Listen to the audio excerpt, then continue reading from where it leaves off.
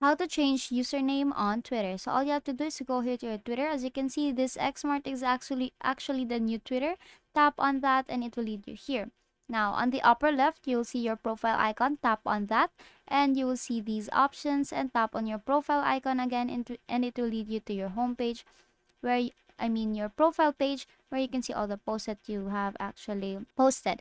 Now, the next thing that you want to do is on the upper part, right side, you will see edit profile. Tap on edit profile there and here you'll see a lot of options. So you'll see name, bio, location, website, birth date, switch to professional and tips.